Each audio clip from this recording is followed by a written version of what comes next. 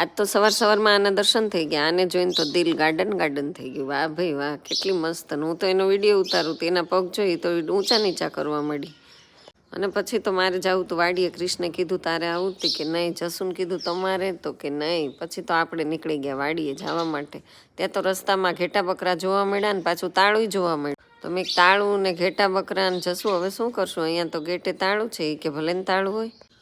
પછી તો અમે રોડ ઉપર એમને 5-10 મિનિટ ઊભા રહ્યા, કારણ કે અમારે થોડુંક કામ હતું ત્યાં. તો એ મને કે મોની હવે હું છે ને ફટાફટ એક માવો ખાઈ લઉં પછી જાઓ. મેં કીધું રસ્તામાં એ માવા વગર ન હાલે હો. પછી તો અમારી જમકુડી લઈને અમે નીકળી ગયા. ત્યાં તો રસ્તામાં એવો મોટો ડેમ. ઓહો, આટલો મોટો ડેમ ભર્યો છે, તમે અહીંથી ચાલો છો કેમ? કે બસ અમે તો જો ડેમના પાળા ઉપરથી ધીમે ધીમે વયા જાય. તારે આવવું હોય તો નાખ એમાં પગ અને હાલવા માંડ છાની માની. ત્યાં તો આપણે પગ પલાળતા નીકળી ગયા બહાર. પછી મને જશું કે જો આવા ખાડા ખબડિયામાં અમે તો રોજ આવીએ પણ અમે ન બી.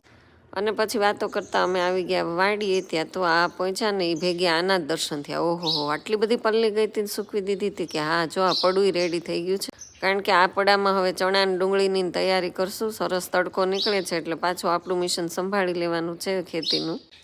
એટલે પછી મેં કીધું સરસ લ્યો, તમે તમારું કામ તો ચાલુ કરી દીધું. એ કે એકાદ છોડવો તું ખેતી, એટલે આપણે આવી ગયા વાડીએ ને એક છોડવો ખેંચી લીધો સિંગ. પણ એમ તો મારાથી સિંગ ખેંચાય ખરી હો, ક્યારેય ખેંચીએ નહીં. પણ દોડાયા થઈને એક છોડવો ખેંચો પણ અડધી તો અંદર તૂટી ગઈ.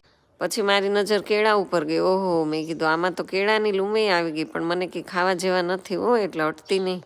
પછી તો આખી વાડીમાં નજર કરતાં મેં કીધું જશું ક્યાં ખોવાઈ ગયા હતી. કે હું તો છે ને મારે ખિસકોલીને પાણી પીવડાવું છે એટલે એટલા માટે ગયો. તું હવે છાની માની ટમેટી તોડવા મળ. એટલે મને એને ટમેટાનો છોડ બતાવ્યો, તેમાંથી હું ટમેટા તોડવા જ માંડી. કાચા ને પાકા ને લાલ ને પીળા ને બધા હો.